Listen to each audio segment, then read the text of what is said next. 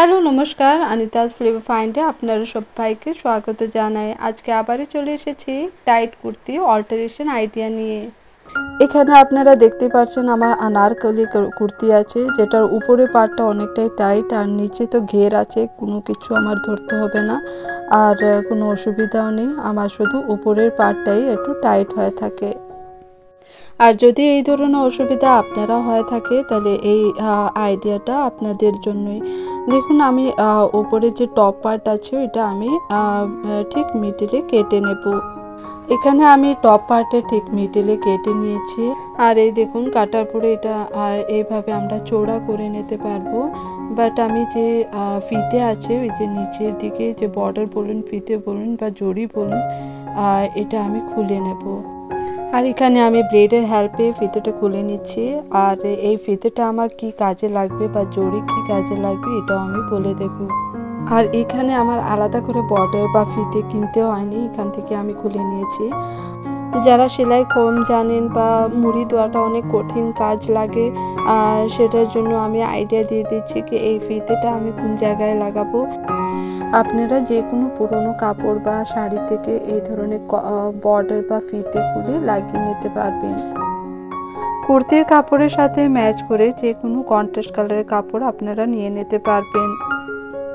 এখানে আমার গোল্ডেন কালারই ম্যাচ হচ্ছিল, তাই আমি গোল্ডেন কালারই নিয়ে নিয়েছি। এটা আমার পুরনো শাড়ির একটা ব্লাউজ পিস ছিল, যেটা আমি ব্যবহার করিনি, এমনি পরে আছিল। আর আজকে এটা আমার কাজে লেগে গেছে। কুর্তির টপ পার্টের মিডিলে যে কেটেছিলাম এটা মেজারমেন্টে আমি কাপড়টা কেটে নিয়েছি।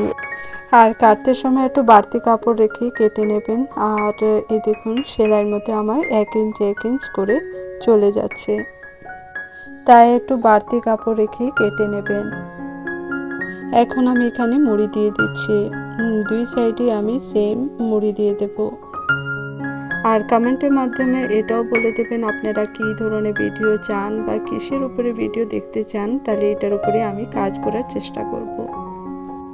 আর যে কাপড় আমি রেডি করে রেখেছিলাম শুধু এইভাবে আমি ভিতরে রেখে আর বসিয়ে দেব।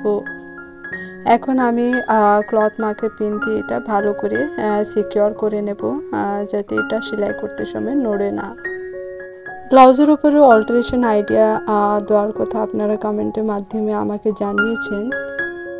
আর ব্লাউজের উপরে অল্টারেশন আইডিয়া অলরেডি আমি দিয়ে দিয়েছি। আপনারা আমার যে চ্যানেল আছে ওইটার মধ্যে ভিজিট করে দেখে নিতে পারবেন।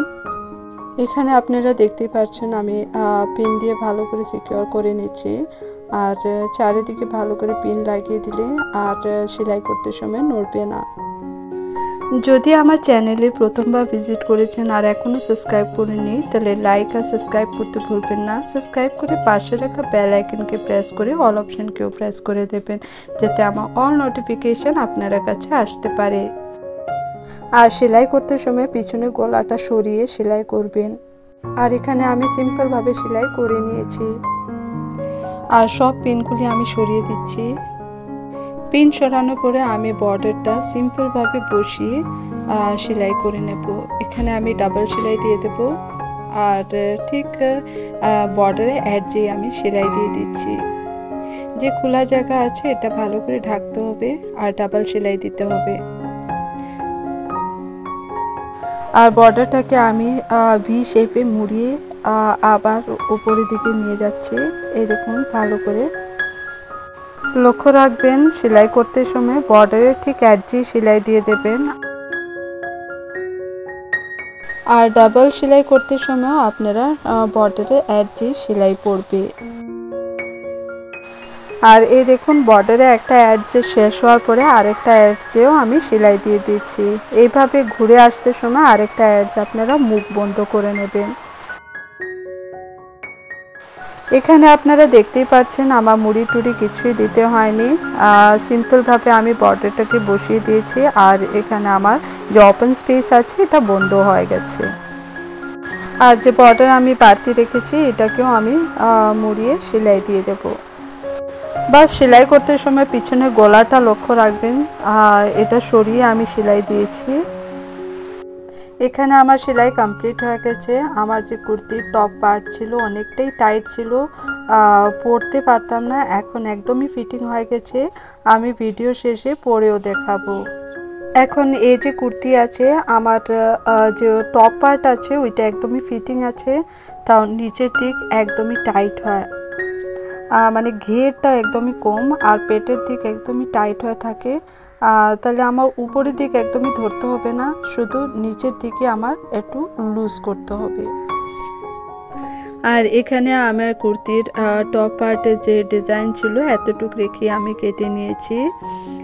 তাও আমার শেস্তর মেজারমেন্ট আমি বলে দিচ্ছি, 13.5 ইঞ্চ, 13.5 ইঞ্চ বা 14 ইঞ্চ শেস্ত রেখে কেটে নিতে পারবেন। আর কুর্তির নিচের পার্ট আমি আগে থেকে হাফ ফোল্ড করে আয়রন করে রেখে দিয়েছিলাম, তাই আমার কাটতে কোনো অসুবিধা হয়নি।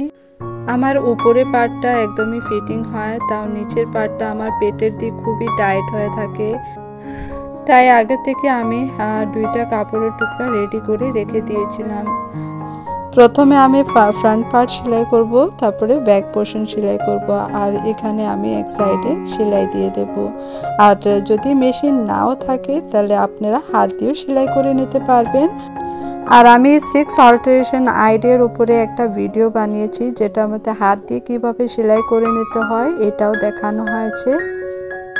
যদি কুর্তির সাথে ম্যাচিং পুরনো কাপড় আপনার কাছে নাও থাকে তাহলে হাফ মিটার আপনারা মার্কেট থেকে কিনে লাগিয়ে নিতে পারবেন।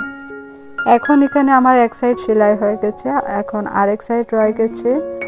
সূর্য দিক মুখোমুখি রেখেই সেলাই করতে হয়, এটা আমরা মাথায় রাখতে হবে। আর এখানে আমার সেলাই পড়বে। আর এখানে আমার ফ্রন্ট পার্ট কমপ্লিট হয়ে গেছে।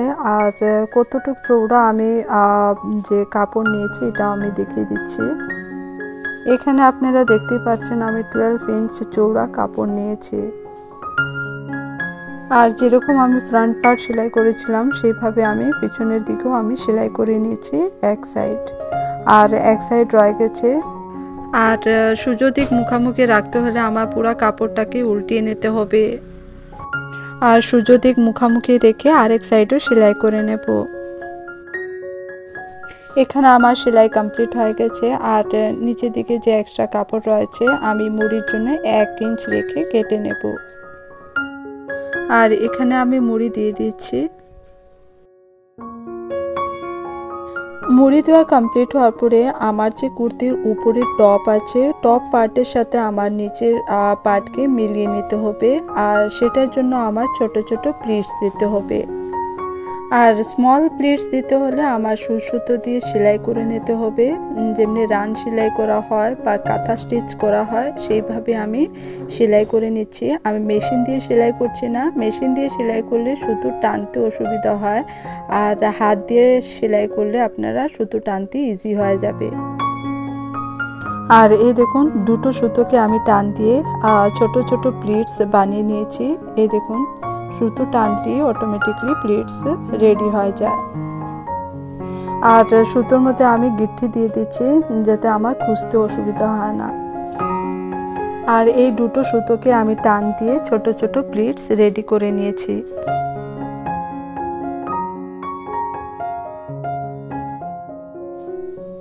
আর এখানে আমার ছোট ছোট প্লেটস কমপ্লিট হওয়ার পরে উপরে টপ পার্টের সাথে আমার নিচের পার্টকে মিলিয়ে নিতে হবে। আর এই দেখুন কোমরের দিক আমি মিলিয়ে নিচ্ছি। এখন হাত দিয়ে সেলাই দেওয়ার পরে আমি মেশিন দিয়েও সেলাই দিয়ে দিচ্ছি।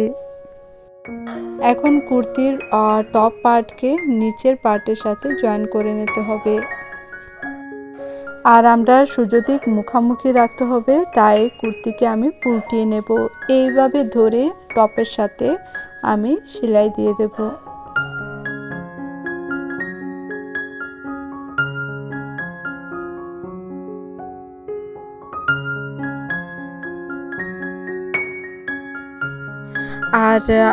আর কাপড়টাকে আরটু ডিজাইনিং আর ম্যাচিং বানাতে হলে আপনারা হাতেও লাগিয়ে নিতে পারবেন। আমি এখানে 4 ইঞ্চ চৌড়া কাপড় নিয়েছি, যদি হাফ ফোল্ড করে নেন তাহলে এটা 2 ইঞ্চ হয়ে যাবে, তাই আমি দুটো টুকরো নিয়ে নিচ্ছি। আর এই দেখুন হাফ ফোল্ড করার পরে এটা 2 ইঞ্চ হয়ে গেছে। আর আমার হাতাতে আগের থেকে ফ্রিল ছিল, তাই আমি শুধু বর্ডার দিয়ে দেব। আর এই দেখুন কাপড়ের টুকরোটাকে আমি ভিতরে রেখে আর সিম্পলভাবে উপরে সেলাই দিয়ে দিচ্ছি। এখন সেলাই করার পরে যতটুকু কাপড় রয়ে গেছে 1/2 ইঞ্চ রেখে আমি কেটে নেব। এক্সট্রা কাপড়টা কেটে নিয়েছি।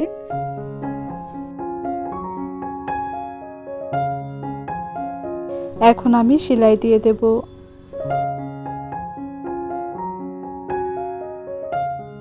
আর এখানে আমার সেলাই কমপ্লিট হয়ে গেছে। এখন আমার ফাইনাল লুকসে আপনাদেরকে দেখিয়ে দিচ্ছি। আর সব প্রথমে আমি ফার্স্ট কুর্তি দেখিয়ে দিচ্ছি। এই দেখুন আমার অনেকটাই টাইট ছিল, এখন লুজ হয়ে গেছে আর ফিটিংও হয়ে গেছে।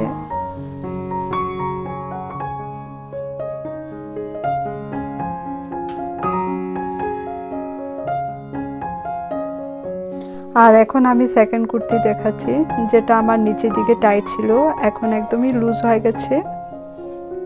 আর এই দেখুন দেখতে লাগছে কি রেডিমেডই আমি এইভাবেই কিনেছিলাম, আর কিছু অল্টারেশন আমি করেছি করে মনেই হচ্ছে না। আর সাধারণ কুর্তিকে আমি নায়রা কাট কুর্তি বানিয়ে নিয়েছি, কত সুন্দর লাগছে দেখতে। আর হাতার ফ্রিলে যে বর্ডার লাগিয়েছি আরও সুন্দর লাগছে, এটার সাথে ম্যাচিংই লাগছে। যদি আমার ভিডিও আপনারা ভালো লেগে থাকে বা একটুকু ইউজফুল লাগে তাহলে লাইক শেয়ার ও সাবস্ক্রাইব করতে ভুলবেন না। আবারই দেখা হবে নেক্সট ভিডিওতে। Thank you for watching my video. Stay safe and happy till then, bye by.